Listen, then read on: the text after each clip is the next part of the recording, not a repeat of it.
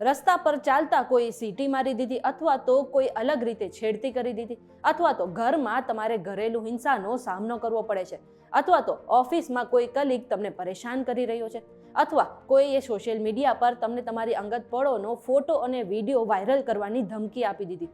હવે આવી પરિસ્થિતિમાં કોઈ મહિલાએ શું કરવું જોઈએ? તો સામાન્ય રીતે લોકો એવું કહેતા હોય છે કે 100 નંબર પર ફોન કરીને પોલીસને ફરિયાદ કરી દેવી જોઈએ. પણ આવી સિચ્યુએશનમાં, આવી પરિસ્થિતિમાં મહિલાને પોલીસને ફોન કરવાનું પગલું ઉઠાવવામાં પણ ડર લાગતો હોય છે, કારણ કે એમને એવો ડર હોતો હોય છે કે આના ચક્કરમાં એમને પોલીસ સ્ટેશનના ધક્કા ખાવા પડશે. અને જો તમે પણ આવું વિચારી રહ્યા છો તો તમે ખોટા છો. જો તમે પણ કોઈ આવી પરિસ્થિતિમાં ફસાયા છો અથવા તો આવી સમસ્યાનો સામનો કરવો પડી રહ્યો છે, તો ખાસ કરીને ગુજરાતની મહિલા માટે સરકારે એક નવી હેલ્પલાઇન નંબર અને એક નવી એપ્લિકેશન પણ બહાર પાડી છે. અને આ હેલ્પલાઇન નંબરમાં ફોન કરશો એટલે જે મહિલા પોલીસ છે એ તુરંત જ તમારી પાસે પહોંચી જશે અને તમારી સમસ્યાનો ઉકેલ પણ લાવી શકશે. અને ખાસ વાત એ છે કે આ હેલ્પલાઇન નંબર 24 કલાક માટે કાર્યરત છે અને 7 દિવસ માટે પણ કાર્યરત છે. હવે આ નવી હેલ્પલાઇન નંબર અને આ નવી એપ્લિકેશન કઈ છે જે દરેક મહિલાના ફોનમાં હોવી જરૂરી છે, એ વિશે જાણવા માટે આ વિડીયો આખો જોઈ લેજો.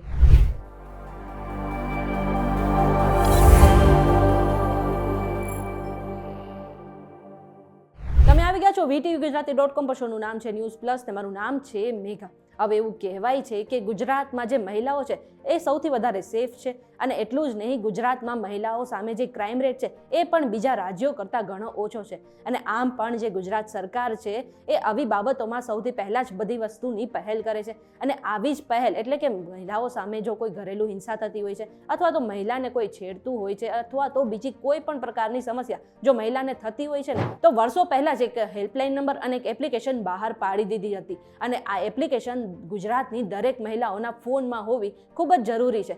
જો તમને કોઈ છેડતી કરે છે અથવા તો પરેશાન કરે છે, કોઈ પણ તમને સમસ્યા છે ને, તો તમારે 100 નંબર પર નહીં પરંતુ 181 પર કોલ કરવાનો છે. અને આમ કરશો એટલે ગુજરાતની જે મહિલા પોલીસ છે એ તુરંત જ તમારા મદદ માટે પહોંચી જશે. આટલું જ નહીં, જો ઘરેલું હિંસા છે અથવા તો બીજી કોઈ પણ ઘરેલું બાબત છે કે જે પણ સમસ્યા છે તેનું નિરાકરણ પણ લાવશે અને તમને એ બાબતે સલાહ પણ આપશે.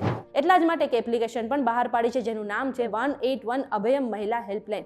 હવે દરેક મહિલાના ફોનમાં એક એપ્લિકેશન હોવી જ જોઈએ.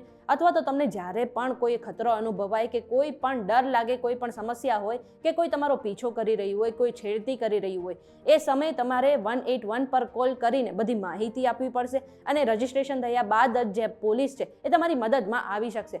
પણ વિચારો કે તમારા ફોનમાં આ બધી જ માહિતી પહેલેથી સેવ છે અને તમારે ફક્ત એપ્લિકેશન દ્વારા ફોન કરવાનો રહેશે અને તમારે કોઈ પણ માહિતી નહીં આપવી પડે, કારણ કે આ જે માહિતી છે એ તુરંત જ એપ્લિકેશન દ્વારા જે પોલીસ છે તેને પહોંચી રહેશે. એટલા માટે તમારા ફોનમાં 181 અભયમ મહિલા હેલ્પલાઇન હોવી પણ જરૂરી છે. હવે આ માટે આ એપ્લિકેશન ડાઉનલોડ કરવા માટે તમારે પ્લે સ્ટોરમાં જવાનું છે અને ત્યાંથી 181 અભયમ મહિલા હેલ્પલાઇન એપ્લિકેશન છે એ ડાઉનલોડ કરી લેવાની છે અને બાદ એને ઓપન કરી લેવાની છે. અને આ એપ્લિકેશનમાં તમારે રજિસ્ટર પણ કરવાનું રહેશે. હવે એપ્લિકેશનમાં રજિસ્ટર કરવા માટે તમારે સૌથી પહેલાં એપ્લિકેશન ખોલશો ને ત્યારે નોટિફિકેશન આવશે અને આ એપ તમારા ડિવાઇસના લોકેશનના એક્સેસની પરમિશન માંગશે. એટલે તમારે પહેલો option while using this app પર ક્લિક કરવાનું છે. એ બાદ ફરી એક વખત તમારે બીજી પરમિશન આપવાની રહેશે કે આ એપ તમારો અવાજ રેકોર્ડ કરવાની પરમિશન માંગશે. એટલે પહેલાંની જેમ ફરી પહેલો જ ઓપ્શન તમારે પસંદ કરવાનો છે, વાઇલ યુઝિંગ ધીસ એપ પર ક્લિક કરો. હવે ફરી એક વખત એક નવી પરમિશન માંગશે જેમાં એમ પૂછવામાં આવે છે કે એપ પર કોલ કરવા અને તેને મેનેજ કરવાની પરમિશન આપવાની છે. એને તમે પરમિશન આપી દેશો એ બાદ તમારે સ્ક્રીન પર ટર્મ્સ એન્ડ કન્ડિશન દેખાશે. તેમાં નીચે આઈ ડિસએગ્રી અને આઈ એગ્રીનો એમ બે ઓપ્શન દેખાશે. એમાં તમારે આઈ એગ્રીના ઓપ્શન પર ક્લિક કરવાનું છે. હવે આ એપ્લિકેશનમાં તમારે લોગિન કરવાનું છે અને નીચે જો તમે નવા યુઝર્સ છો અને પહેલી વખત આ એપ્લિકેશનનો ઉપયોગ કરી રહ્યા છો તો તમારે રજિસ્ટ્રેશન કરાવવાનું રહેશે. એટલે રજિસ્ટર હિયર પર ક્લિક કરવાનું છે. આમ કરશો એટલે હવે તમારા જે પર્સનલ ડિટેલ છે એ બધી ભરવાની રહેશે, જેમાં પહેલાં તમારું નામ, મિડલ નેમ અને સરનેમ જે છે એ એડ કરવાના છે. એ પછી તમારે જેન્ડર સિલેક્ટ કરવાનું છે કે તમે મહિલા છો કે પુરુષ છો કે ટ્રાન્સજેન્ડર છો. એ પછી તમારે મેરિટલ સ્ટેટસ એટલે કે મેરિડ છો કે સિંગલ છો તે પસંદ કરવાનું છે. હવે નીચે તમને આ એપ વિશે કેવી રીતે ખબર પડી એ પણ તમારે પસંદ કરવાનું છે.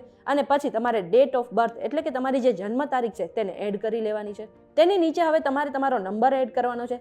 એ બાદ તમને 3 ઇમરજન્સી નંબર પણ એડ કરી શકો છો, જેમ કે તમે તમારા માતા, પિતા, ભાઈ, બહેન અથવા તો મિત્રનો નંબર એડ કરી શકો છો જે ઇમરજન્સી સિચ્યુએશનમાં તમારી મદદ કરી શકે.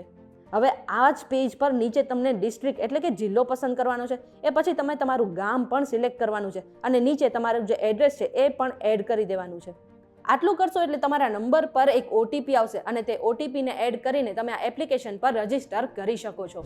હવે તમારી સામે જે આ એપ્લિકેશન છે તેમાં તમે રજીસ્ટર થઈ ગયા છો અને એક નવું પેજ ખુલશે. આ પેજ પર તમને લખેલું દેખાશે કે ઇમરજન્સીની પરિસ્થિતિમાં નીચે 181 બટન પર ક્લિક કરો અને સાથે જ તમે તેનાથી કોલ પણ કરી શકો છો અને એ સમયે તમારું જે લોકેશન છે એ ઓન રાખવું પડશે. સાથે તમને નીચે ફોટો ક્લિક કરવા માટે કેમેરા અને વિડીયોનું બટન પણ આપવામાં આવ્યું છે, તેના પર પણ તમે ક્લિક કરી શકો છો.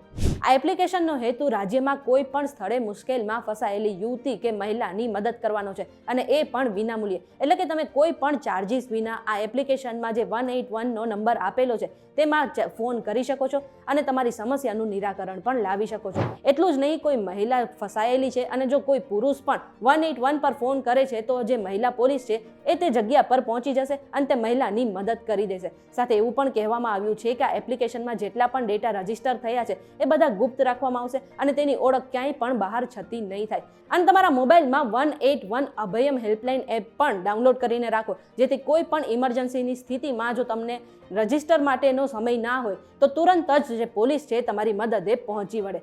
આ ઇન્ફોર્મેશન તમને કેવી લાગી અમને કમેન્ટ કરીને જરૂરથી જણાવજો અને આવા જ ઇન્ફોર્મેટિવ વિડીયોઝ માટે અમારી ચેનલ VTVGujarati.com સાથે જોડાયેલા રહેજો.